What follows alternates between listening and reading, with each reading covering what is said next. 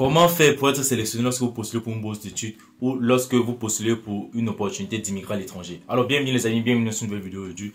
Dans cette vidéo, je vous partage les différentes astuces, les différents secrets, les différentes informations que vous devez savoir avant de devoir postuler pour une opportunité d'immigrer à l'étranger. Et dans cette vidéo aujourd'hui, je vais vous partager une bourse d'études partiellement financée au Royaume-Uni à l'université de Stirling. Donc je vous partage les différentes informations pour cette bourse d'études, quels sont les différents critères d'éligibilité et combien la bourse couvre en fait. Donc quels sont les différents éléments que la bourse couvre. Alors sans plus tarder, on va aller sur l'écran de mon ordinateur et vous présenter cela. Sur ce, on y va. Alors les amis, nous sommes présentement sur l'écran de mon ordinateur. Je vais vous présenter cette bourse d'études partiellement financée à l'université de Stirling au Royaume-Uni. Alors voici le site de l'université et de la bourse en question. Bon, c'est le site de l'université. Je suis allé directement sur la page où il y a la bourse d'études. Alors déjà, ce qu'on va faire, on va traduire la page en français pour que ça aille plus facilement en fait. Alors j'ai déjà traduit la page. Voilà la page en fait maintenant qui est en français. On dit bourse internationale de premier cycle. Notre bourse internationale de premier cycle offre aux étudiants éligibles 2000 pounds ou livres sterling par an, dont 8000 pounds sur les 4 années d'études pour le paiement des frais de scolarité, dont une réduction de 2000 pounds, 2000 livres sterling. Alors voici les différentes informations à propos de la bourse. Combien de bourses sont offertes? Plusieurs, ils n'ont pas mis le nombre. La valeur, voici les différentes informations à propos de la valeur de la récompense. Alors, il dit ceci: nous avons accueilli les étudiants du monde entier des universités de l'université Stirling. Notre bourse internationale de premier cycle offre aux étudiants éligibles 2000 pounds pratiquement sur 4 ans. Donc, ce qui fait 4 x 2, ce qui fait 8000 pounds sur les 4 années. Alors, quels sont les différents critères d'éligibilité à propos de cette bourse? On va consulter cela ensemble. Alors, on dit: veuillez noter que les candidats nécessitent un visa étudiant, devront toujours payer le dépôt de frais de scolarité internationaux dans le cadre du processus d'admission. Bon, ça sont les différentes informations à propos de la demande. Donc, lisez bien cela. Alors, admissibilité et disponibilité. Comment faire pour être éligible à la bourse? Voici les différentes informations à propos de l'éligibilité. Alors, critères d'admissibilité, vous devez être classé comme étudiant international offrant des frais de scolarité. Donc, tu dois juste être un étudiant international.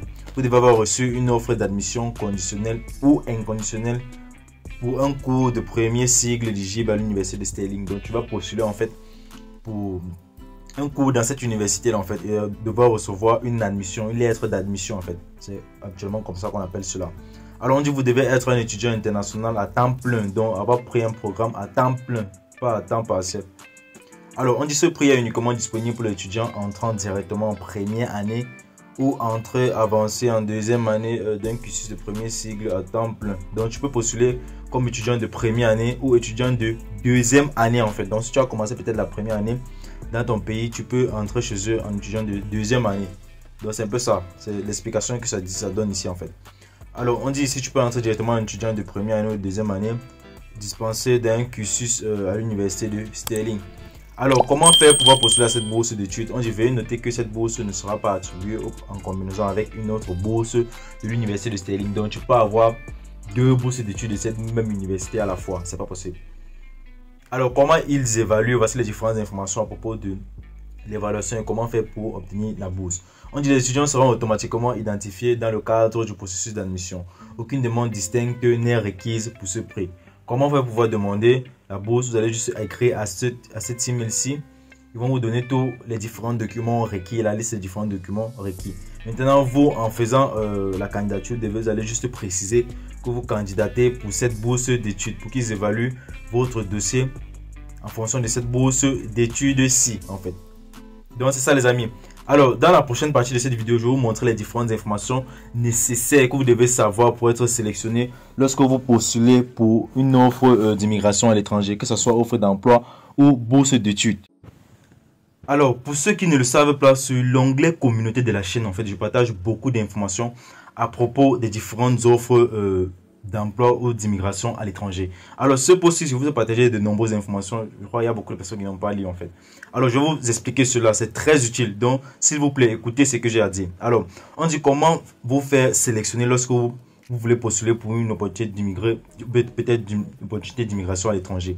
Alors la première chose que vous devez faire, c'est de préparer quelle qu'en soit l'offre en fait. On dit: lorsque vous voulez postuler pour une opportunité d'immigrer à l'étranger, il est important de présenter un dossier solide qui démontre que vous avez les compétences et les qualifications nécessaires pour le poste ou la bourse d'études en question.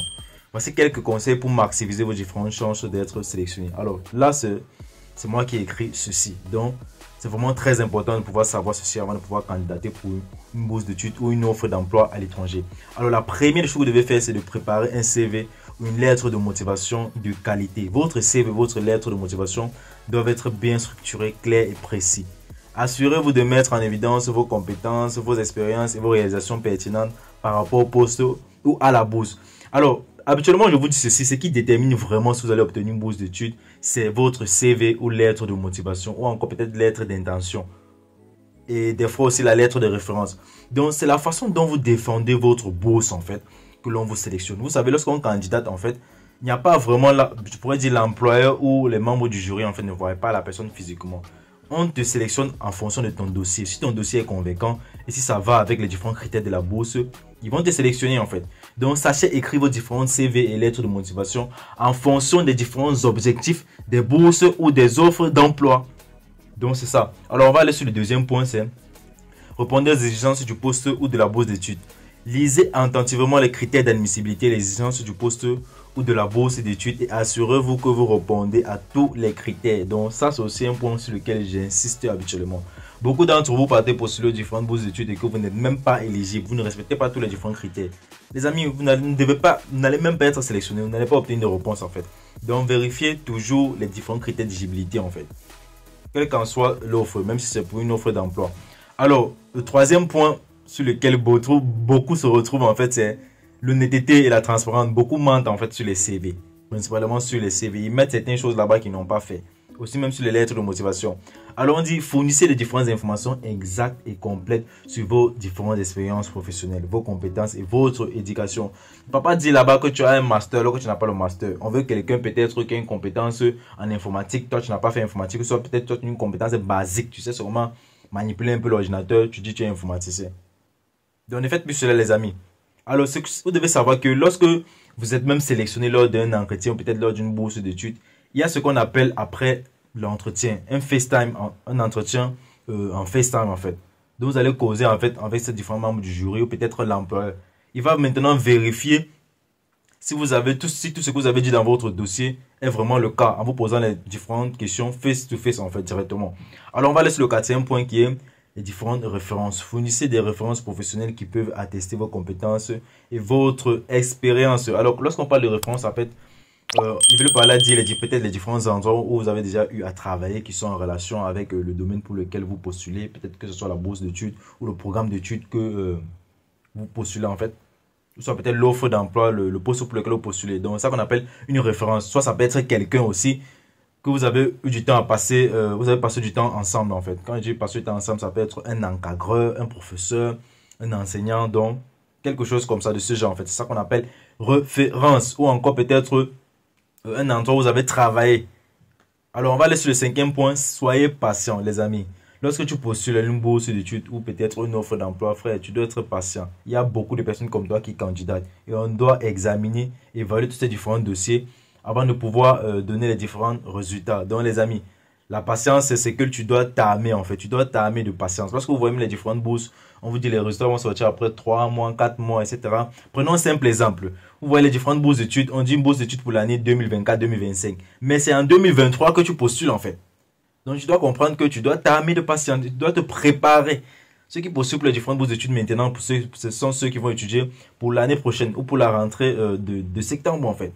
Et beaucoup ne savent pas cela, que c'est présentement que vous devez postuler pour ces différentes offres-là. Alors, on dit 6, parler la langue du pays d'accueil. Donc, le pays pour lequel vous postulez, que ce soit pour l'offre d'emploi, peut-être pour l'opportunité de bourse d'études en fait. Donc, vous devez au moins avoir les bases de la langue d'accueil, du pays de la langue d'accueil en fait. Alors on va aller sur le septième point. Faites appel à un professionnel. Si vous avez des doutes sur la façon de rédiger votre CV ou votre lettre de motivation, n'hésitez pas à faire appel à quelqu'un qui a l'habitude de faire cela, donc qui a l'habitude de constamment traiter ce type de dossier. Donc c'est un peu ça, qui a l'habitude de travailler dans ces différents domaines-là. Et pour trouver ce type de personnes-là, c'est assez très simple. Vous allez peut-être faire les recherches soit sur Google, soit sur YouTube. Et vous allez voir les différentes personnes qui sont déjà là des années, qui travaillent dans ces différentes thématiques-là en fait. Alors, comme petit résumé, on va faire un petit bilan. On va dire en somme, comme conclusion, Pour être sélectionné lors des candidatures pour une opportunité d'immigrer à l'étranger, il est important de présenter un dossier solide, répondre aux exigences des postes ou de la bourse d'études, être honnête et transparent, être patient et maîtriser la langue du pays d'accueil si possible. Alors les amis, voici toutes les différentes informations en fait que vous devez préparer. Vous devez aussi accompagner votre parcours lorsque vous faites les différentes recherches d'opportunités pour pouvoir immigrer à l'étranger. Alors, moi c'est Franck pour la petite de la chaîne FA Opportunité de Voyage. J'espère que tu as aimé les différentes informations que j'ai partagées avec toi. Sur ce, peace out.